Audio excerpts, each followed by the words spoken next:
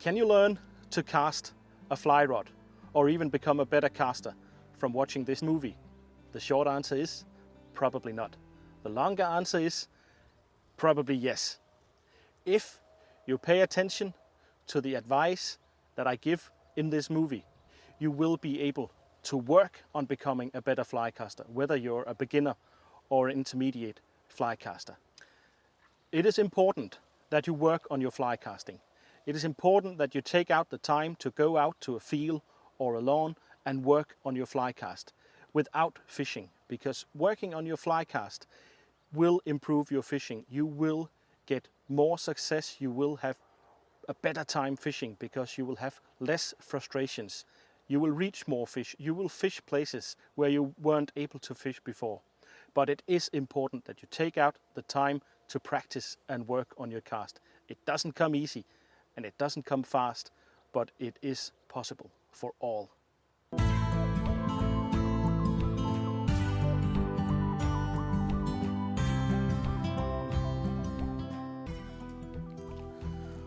On your fly rod, you will find a line rating indication. That is the number given here. This is a 9'5" line, which indicates that the rod is designed to cast a 5-weight fly line. Now, when you choose your fly line, you look at the label and you will find an indication of the line rating. That is the number in the middle of this indication. Now, WF stands for weight forward, 5 is the line rating, and F is the density of the line. F stands for floating. You will also find I for intermediate and S for sinking. So for a 5-weight rod, you should choose a 5-weight fly line. By choosing a fly line that matches the rating of your fly rod, you will in most cases find that it's a good match. That doesn't mean that you couldn't choose a 6-weight fly line for your 5-weight rod if you find that more comfortable. But generally, matching the line rating of the line and the rod will give you a very good match. So let's take a look on how to set up this 5-weight rod for trout fishing with matching backing, fly line, leader, and of course a reel. As you can see, this reel is empty now. The first thing that goes on is the backing. The backing is a very thin and strong line, which basically serves two purposes. It fills up the reel so that you make the most out of the reel's capacity, and should you be so lucky as to run into a very big fish, it also makes sure that if the fish takes a long run, that you have enough line to stay connected, so to speak. The next thing that goes on is the fly line, and finally we attach the leader to the fly line. This is a very thin and slippery type of backing, so-called gel spun. So I usually put on a couple of rounds of backing before I actually tie the knot like this. The knot itself is just the simple blood knot, which is also used for tying on flies to your leader. So what you do is you take the tag end and wrap it around the standing end of the backing 3, 4, 5 times, and then you make sort of a loop there, which you insert the tag end through, and then grab the tag end and pull it through the second loop that you just created.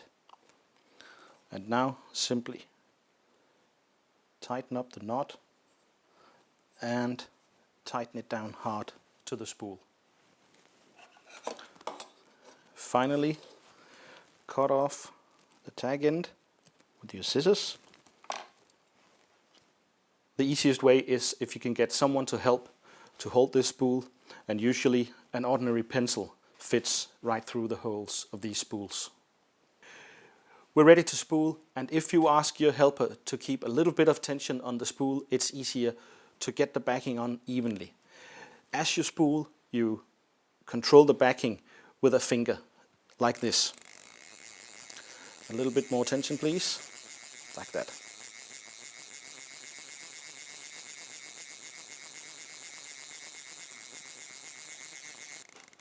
That's approximately 50 meters of backing on the reel, and we're ready to attach the fly line to the backing. Find the end of the fly line, which is usually marked with a little marker that says this end to reel, which indicates that this is the end that you tie onto your backing. To make the Albright knot, start by forming a loop of the end of the fly line, which you hold between your index finger and thumb. Put the backing through the loop, like this, and hold both the loop and the backing between your index finger and thumb. Now with the tag end of the backing, make 5 or 6 turns around both the backing and the loop. 3, 4, 5, and then put the tag end of the backing through the loop once again. Now tighten the backing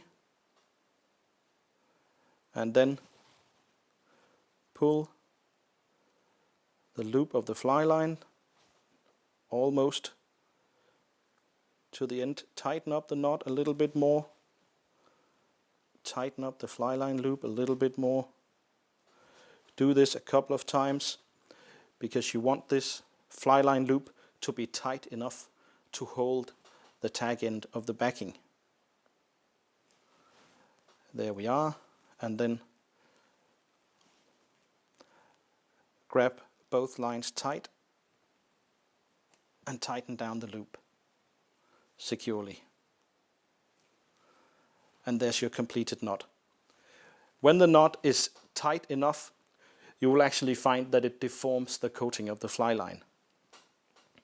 And then simply cut off the waist end of the fly line and the waist end of the backing. The fly line is now securely tied to the backing, and we're ready to roll on the fly line. To roll on the fly line, we do it the same way as we did with the backing. As you can see, I'm using my fingers again to distribute the fly line evenly over the width of the spool.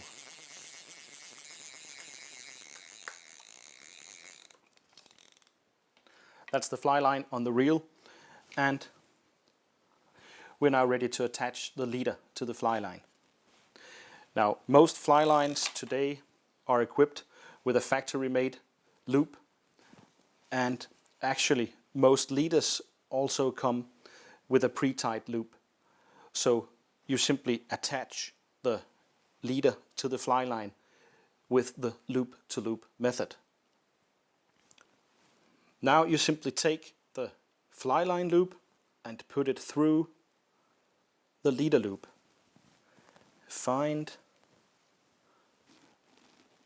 the tip of the leader and feed that through the fly line loop. And then pull the entire leader through the fly line loop. And then you simply pull the two loops tightly together.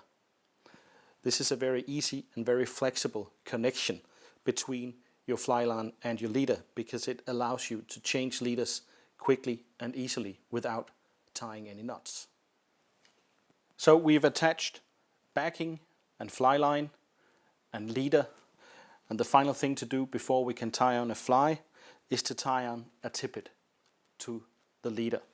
There are a couple of different knots that you can use, typically either a blood knot or a surgeon's knot.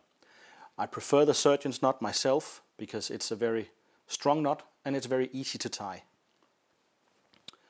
You take the leader and the tippet, place them side by side with an overlap of about 10 centimeters.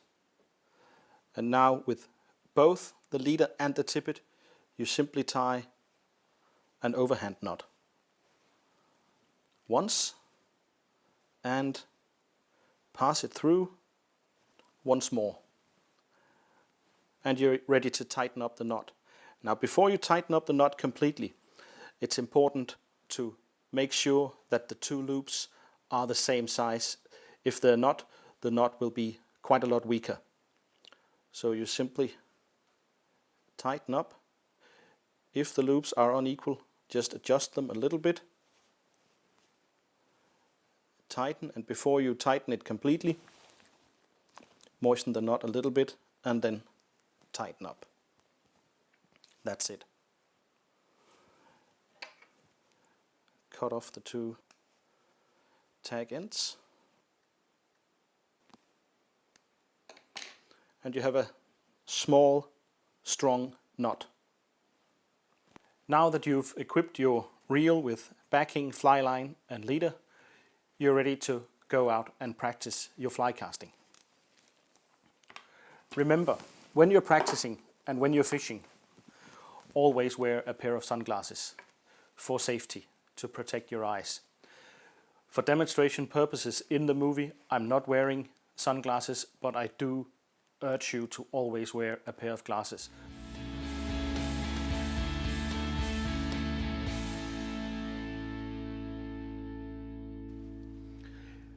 When you go out to the field to practice fly casting, you can use your normal fishing tackle, your normal fly rod, whichever rod you have. I recommend that you buy a weight forward line to use when you practice. And if you can get one like this, that's bright orange, this will help you to see your own faults as you're casting. And any standard 9-foot leader, nylon, just as cheap as you can get them, ending in either 1x or 0x, that's 0.25 or 0.28 millimeters, and a bright orange piece of yarn. This little piece of yarn is quite important, because if you just use the leader, it won't react and respond as it will when you have a fly on. So remember this little piece of yarn, and for safety reasons, don't use a fly.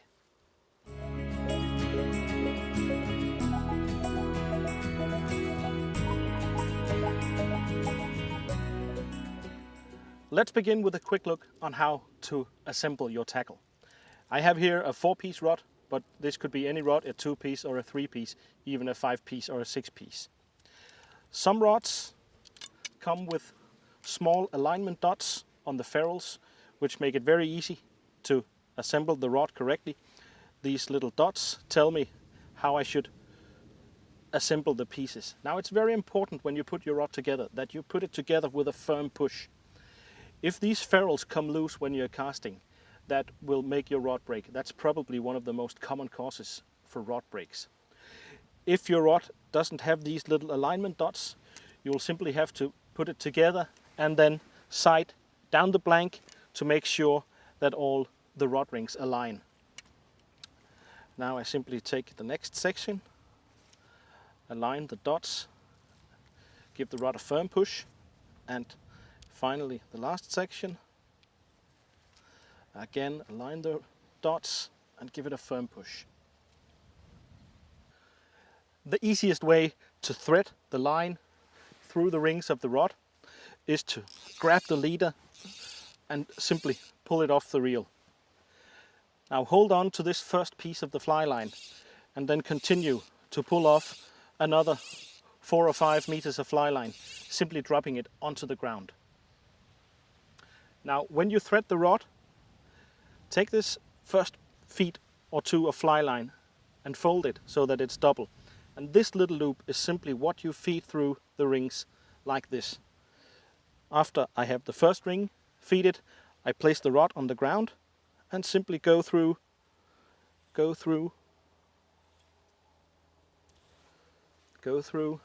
and now I simply walk along the rod like this, feeding the line through each and every ring, and finally I pull the line as well as the leader all the way through.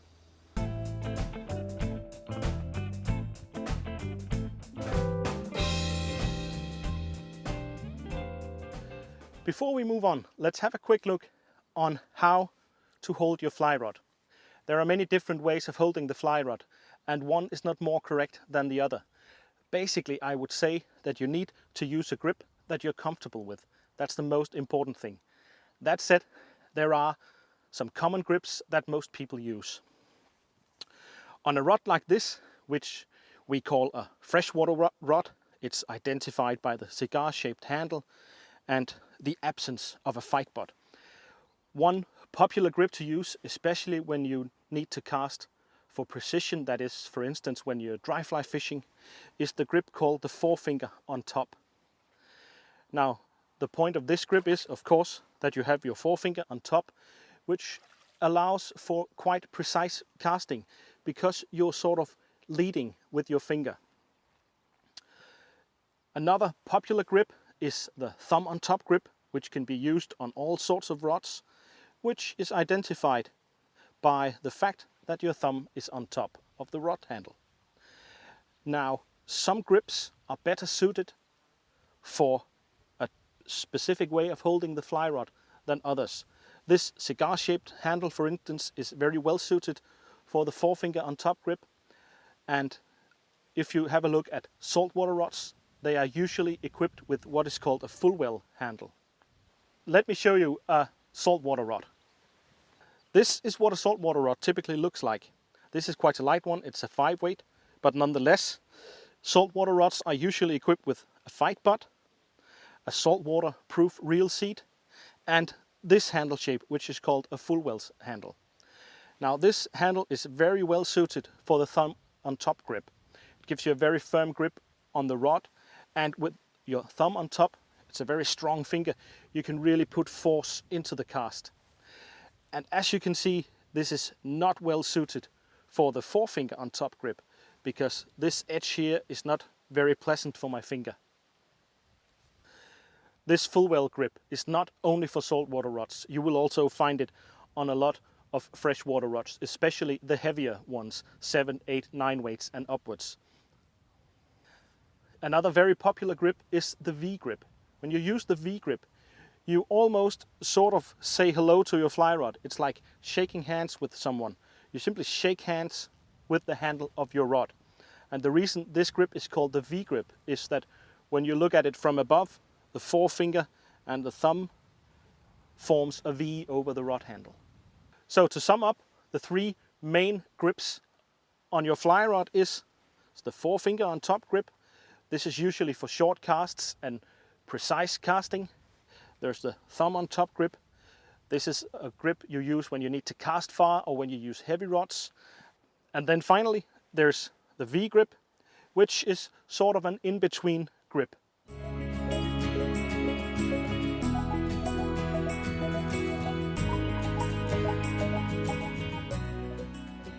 Now simply strip off more line, a total of maybe 5 or 6 meters, and fix the line under your fingers. Flick it out onto the water. And now, using the surface tension of the water on the line, simply shake out the rest of the line that you have lying in front of you. Now, if you carefully and slowly raise the rod behind you, letting the rod and the line come to a rest, and then tap it forward, making a stop, you've just made your first cast, in this case a roll cast. So let's take a closer look on how to make a roll cast. We have the line lying straight out in front of us after that first cast we made. So I simply slowly raise the rod until the rod tip is pointing to a position that on a huge clock face would be around 2 o'clock. And now when I make the forward cast, I start very slowly. I accelerate all the way through my casting motion. I come to a firm stop just as the rod reaches its maximum velocity. It looks like this.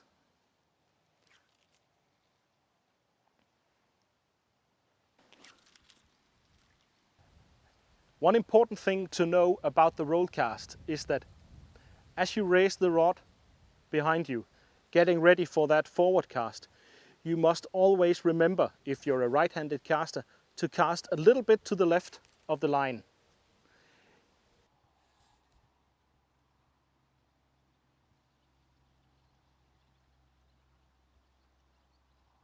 If you don't do that, if you try from a position like this to cast more to the right, the line will simply tangle with the rod and the line itself.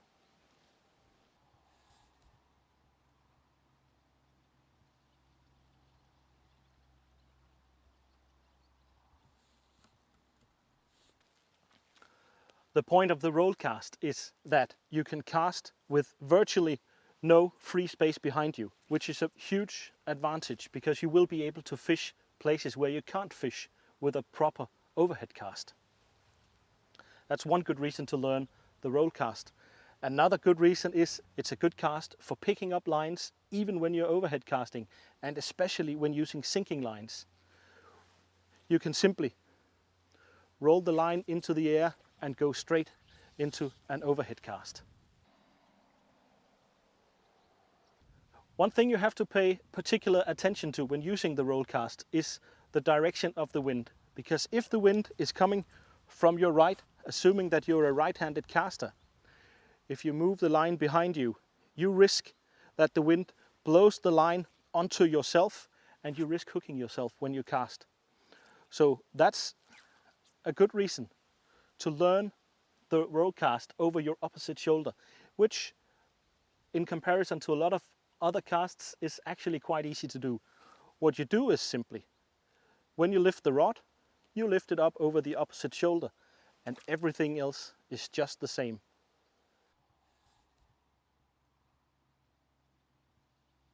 Apart from the fact that now you must remember to cast on the right side of your line to avoid that tangle which will otherwise happen.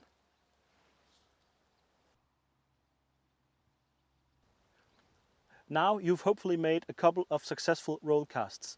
So let's take a look at some of the principles that govern a good fly cast.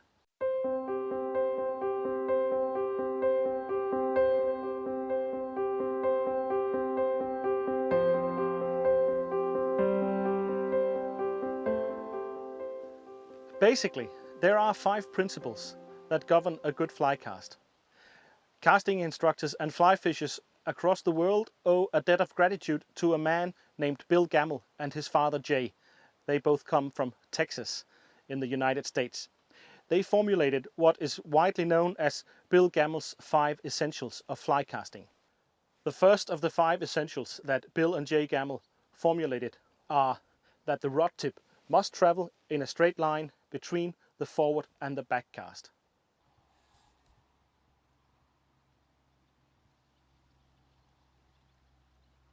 The second is that you must use a proper acceleration of the rod.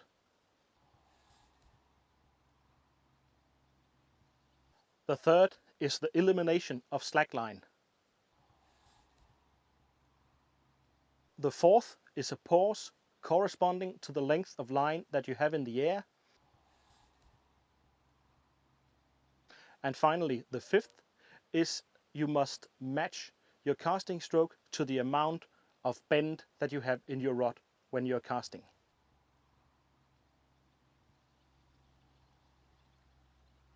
Let's have a more detailed look at each of these 5 essentials.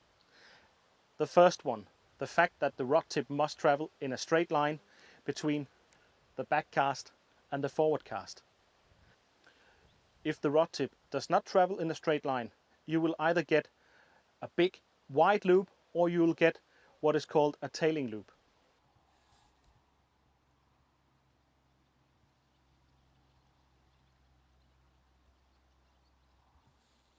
Now the straight line path of the rod tip between the back cast and the forward cast of the stop is tied in with the second of Bill Gamble's essentials, that is the proper acceleration of the fly rod.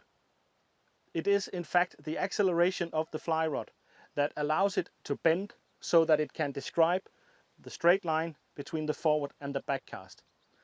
If the fly rod didn't bend between the forward and the back cast, we would never be able to describe a straight line, as you can see with this stiff butt section of the fly rod. The tip describes a big dome shape. The third essential, the elimination of slackline. Now, in order to understand this, there is a general rule that doesn't always apply, but applies to almost all fly casting. That you can remember it by saying that nothing good really begins to happen until you're moving the tip of the fly line. So let's say that I am to pick this line off for a normal overhead cast, and I have a lot of slack line on the water in front of me like this. I will end up using most of my casting stroke before I begin moving the tip of the fly line. So by avoiding slack line in the system, I'm not wasting any part of my casting stroke removing that slack line before I begin moving the tip of the fly line. Slack line is a problem wherever it occurs, whether it's on the water as just before, or whether it's maybe in the form of a big loop hanging right here from the reel. Again, if I don't have my slack line eliminated before I cast, as you can see, I'll end up using the first part of my casting stroke to straighten out or eliminate this slack line. So in this case, for instance, eliminating this slack line would simply be picking up the line and locking it under your finger. Slack line is eliminated. The fourth essential, that you must make a pause corresponding to the length of line that you have in the air, is in fact also tied in with essential number 3, the elimination of slack line. If I don't pause enough in my forward cast to let the line extend completely before making the back cast, I will simply end up using the first part of my back cast to straighten the line before I can begin moving the tip of the line again. So here's the correct pause, which allows the line to unroll fully before I begin my back cast. And if I make too short a pause, I simply end up using the first part of the back cast to straighten out the line and creating a lot of problems for myself. Finally, the fifth essential, matching the size of your casting stroke to the amount of line that you have in the air. To cast this short line, as you can see, I can get away with using a very short stroke, very little hand and arm motion. But if I begin to lengthen the line, still using that same short stroke, you will see that the cast simply falls apart. And it does so because I'm not matching the size of my casting stroke to the amount of line in the air and the amount of bend in the rod. So as I lengthen the line outside the rod tip gets heavier and it gets longer, and in order to keep that line flying in the air, I need to move my hand a little bit further. Otherwise, the cast will simply collapse.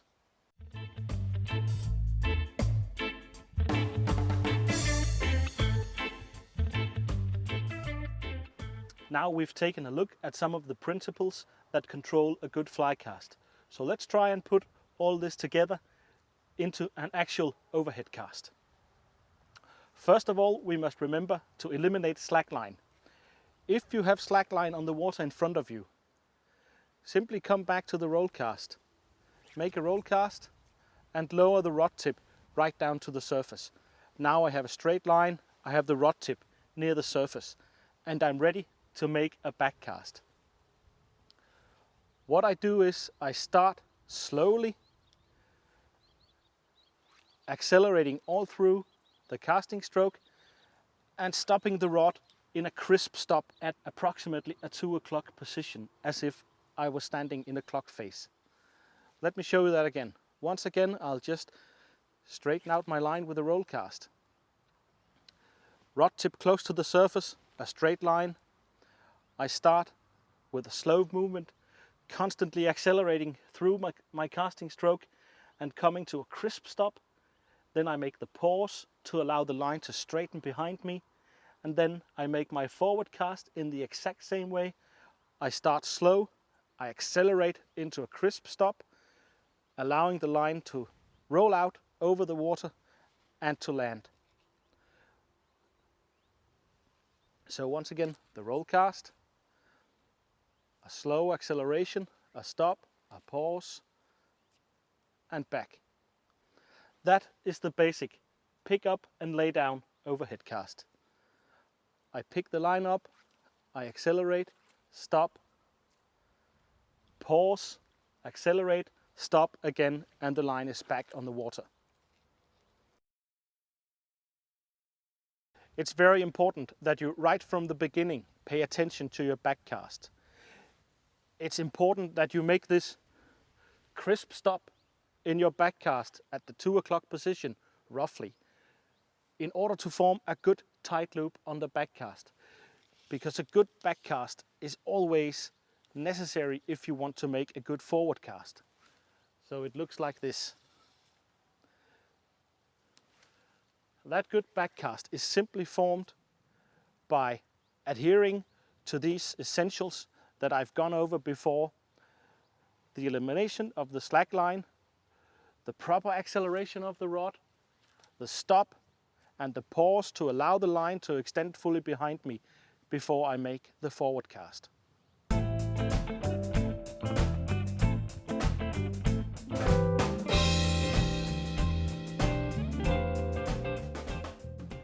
So let's take a look on how to put all this together into a proper fly cast. Once again, I begin with my rod tip down towards the surface. I have a relatively straight line. I begin with a smooth acceleration of the rod into the stop. I pause to allow the line to extend behind me. I make my forward cast, a smooth acceleration into the stop. But in this case, I don't put the line back on the water. I let the line extend fully, and then I come straight back into a back cast. So it looks like this. Once again, I straighten the line with the roll cast, and then stop, stop.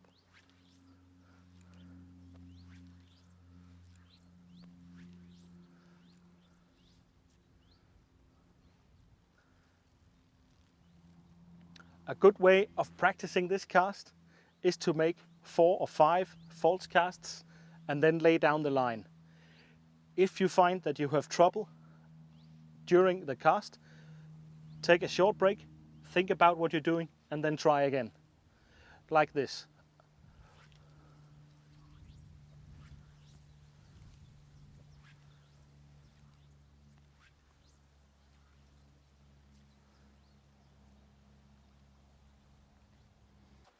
In casting this relatively short length of line, this is maybe around 8 meters of line, you will notice that I'm using a relatively short casting stroke. It doesn't take much to cast this short length of line if you remember always to accelerate the rod smoothly into a crisp stop and pause as the line unfolds both in the forward cast and the back cast. If I need to make a longer cast and aerialize more line, you'll notice that not only am I using a longer casting stroke, I am also widening my casting arc. That is the angle of the rod in relation to both the stop in the forward cast and the back cast. To put it in another way, if I am casting only a short amount of line, I could be casting, if I was standing in a clock face, let's say between 1 o'clock and 11 o'clock. If I need to cast further, I'll have to use a longer casting stroke, but also to widen my arc to maybe 10 o'clock and 2 o'clock.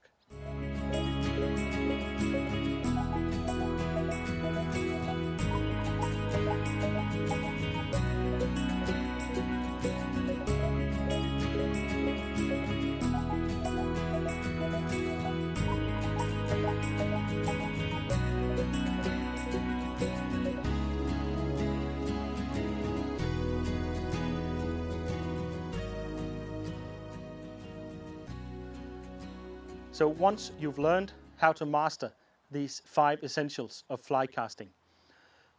Accelerating the rod in the correct way so that the tip of the rod describes the straight line path between the forward and the back cast. Once you've learned to make the correct pause, allowing the line to unfold fully, both in the forward and the back cast. Once you've learned to match the casting stroke and the casting arc to the amount of line in the air and the bend in the rod, you really need to consider one last thing, that which we as casting instructors call tracking.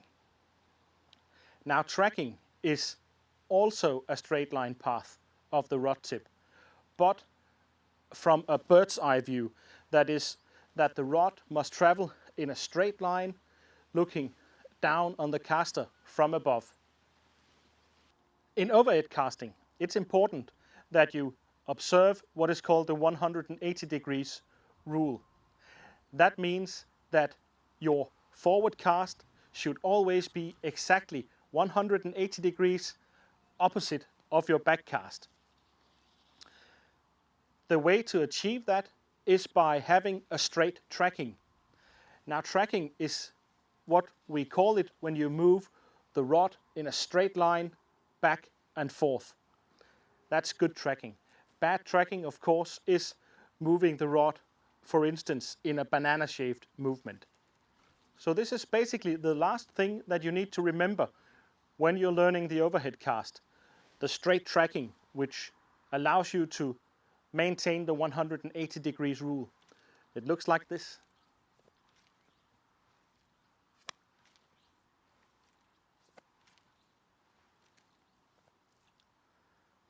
The straight tracking of the cast is what allows me to present the line straight on the water surface.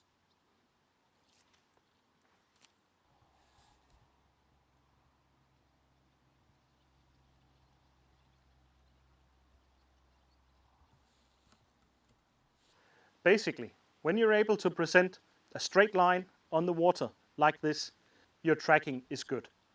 If your tracking is bad, you can cause different sorts of problems for yourself. Let's say, for instance, that instead of tracking straight from back to forth, you're moving your hand in a slight banana-shaped movement. If you do that, you won't be able to present a straight line on the water. It looks like this. If I go from casting a straight line, I now move my hand in a banana-shaped way, and you can see that the line crashes on the water in front of me. It doesn't straighten out. It's very exposed to the wind. It's not precise.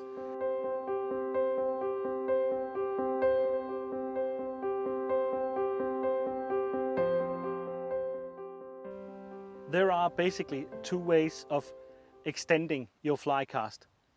One is, of course, as we talked about earlier, lengthening the amount of line that you're carrying in the air. Another one is to learn how to shoot line. Now, to shoot line, you first of all need to make sure that you have some line pulled off the reel. Just let that fall onto the ground or in the water in front of you. Then I strongly recommend that you hold the line in your left hand, considering you're a right-handed caster. Then, when you're making your overhead cast, instead of putting the line back on the water like this, you simply, when you're ready to cast, let go of the line, and the loop will have enough line speed to pull this loose line or slack line with it, and thereby extending the cast. Now, you have to time the release of this line correctly to gain the most of it.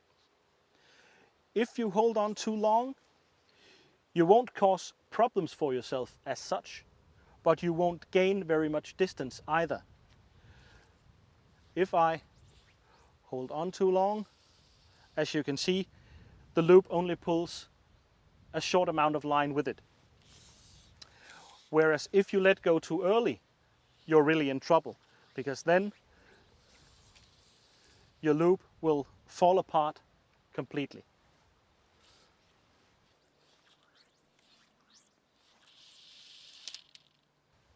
So when is the correct time to release the line? That is exactly at the point where you stop the rod, stop release, and you gain the most of your line shoot.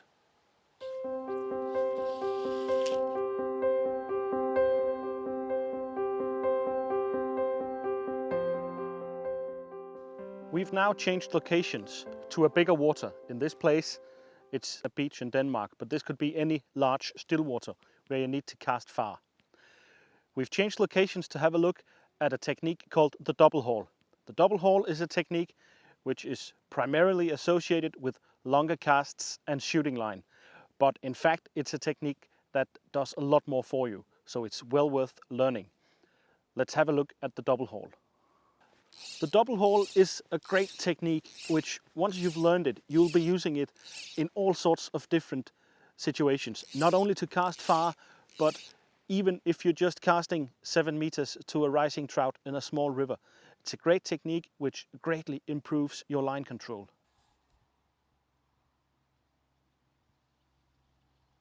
The double haul is a technique where you use your line hand to more than just hold the line. You bring it into play to help you speed up the line.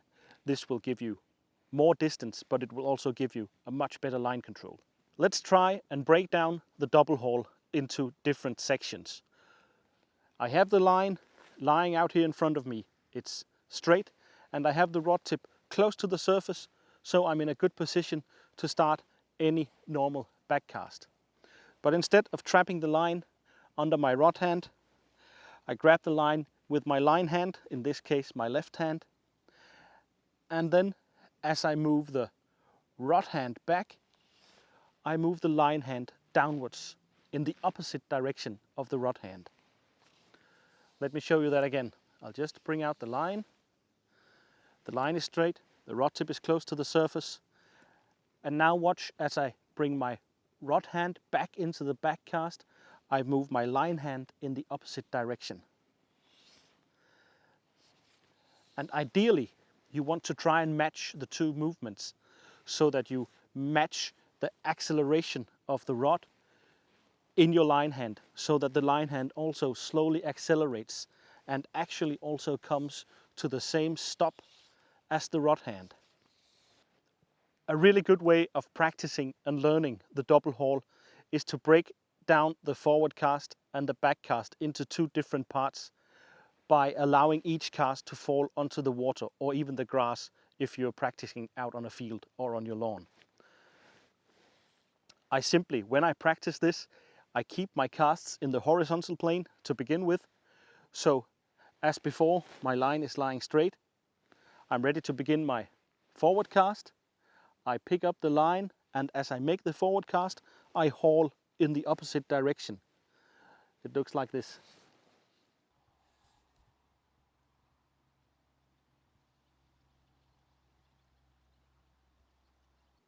And I simply let the line fall. Now, before I make my back cast, I must remember Bill Gamel's essential about removing slackline, because you can see now that I have a lot of slackline here. So what I do is simply I take a couple of steps to the side to eliminate this slackline. Once again, I'm ready to start my back cast, and again I remember to haul in the opposite direction of the rod movement. So I'd go like this.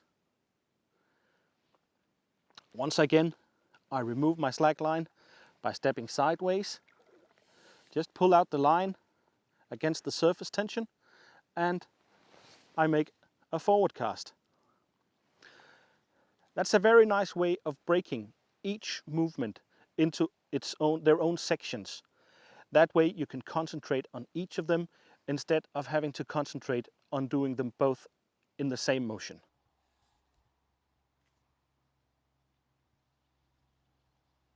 The next step in learning the double haul is to learn what is known as the follow-through. The follow-through is where you, instead of just letting your line hand remain down here at the end of the haul, you follow through, you sort of feed the line through the rings. It's very important that you do this at the line's own pace, so to speak. That eliminates your slack line, which is one of Bill Gamel's essentials, and it allows you to instantly again make your next cast and follow through. Follow through, haul, follow through, haul, follow through. Now watch if I follow through too quickly. You'll see that a lot of slack line occurs between my line hand and the first guide of the rod.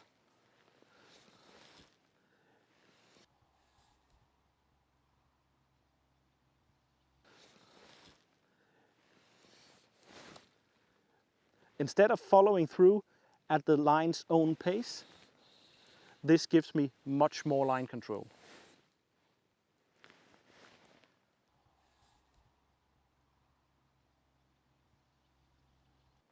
When you work on your follow through and the double haul, don't use too much line and don't worry too much about your loops.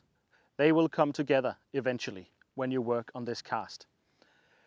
Once you've mastered both the haul and the follow through, you're ready to begin practicing putting it all together into a real false cast. Now, to begin with, I strongly advise that you still keep the rod low so you can see what happens. This is what it looks like. Instead of letting the line fall on the water, I simply pause the correct amount of time, allowing the line to straighten both on the forward cast and the back cast. I make my haul, follow through, haul, follow through.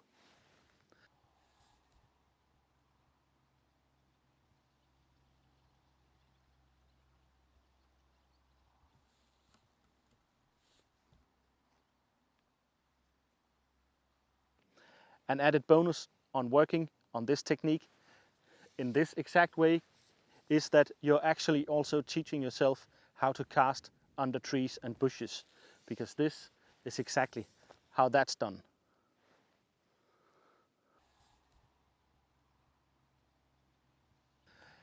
Once you've worked on that and you feel that you have it under control, you can begin working on casting it higher up into the air, rising the rod up into a more normal casting position.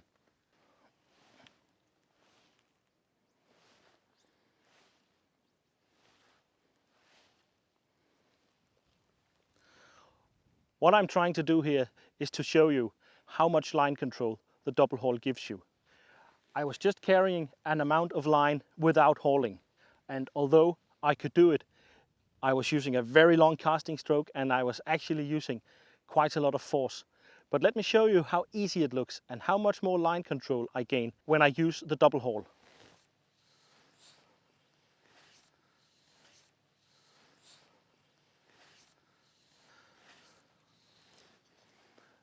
Again, without the double haul.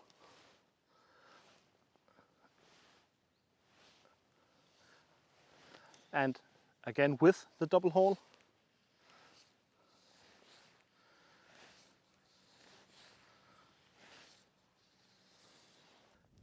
So let's have a look at adapting this technique, the double haul, to a longer cast. First of all, I'm going to need a little bit more line, because what's very important with the double haul is that you must match the speed and the length of your haul to the amount of line in the air, just as you always match your casting stroke to the amount of line in the air and to the bend in the rod. So here I'm just casting a short length of line. I'm using a very short stroke, and as you can see, the double haul is little more than a flick of the wrist. That is, I'm matching the haul and the casting stroke to each other.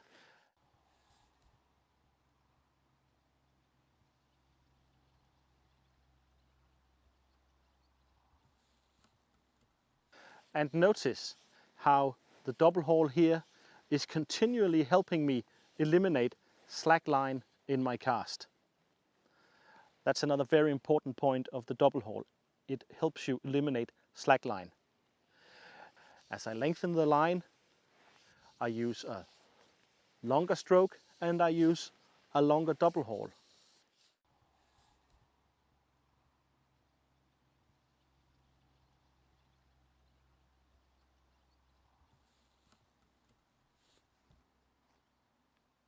I'm continually matching the length and the speed of the haul to the length and the speed of the casting stroke. Let's have a look at the timing of the double haul. There are different ways of doing this, but generally, especially when you're learning, I recommend that you start the haul together with the casting stroke, like this.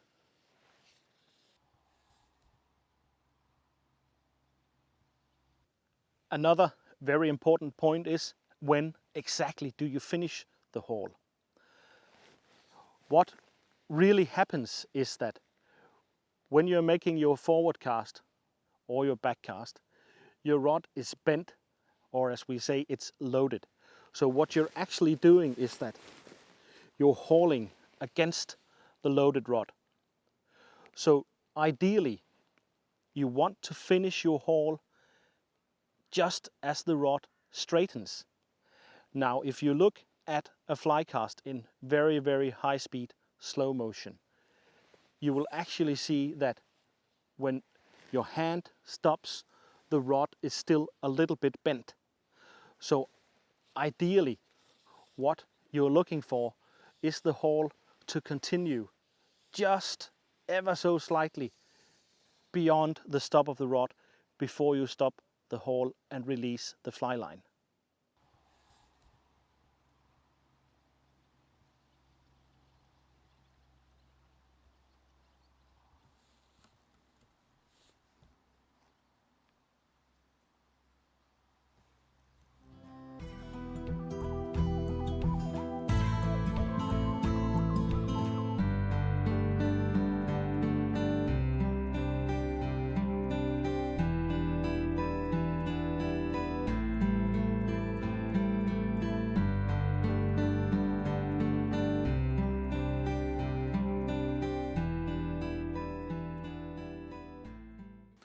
In this part of the movie, we've taken a look at how to set up your fly rod and the basic casting principles. In part 2, we'll be taking a look at some more advanced techniques like spey casting, presentation casting, casting with shooting heads, casting into the wind, common casting faults, specialty lines for spey casting, and how to customize your own shooting heads.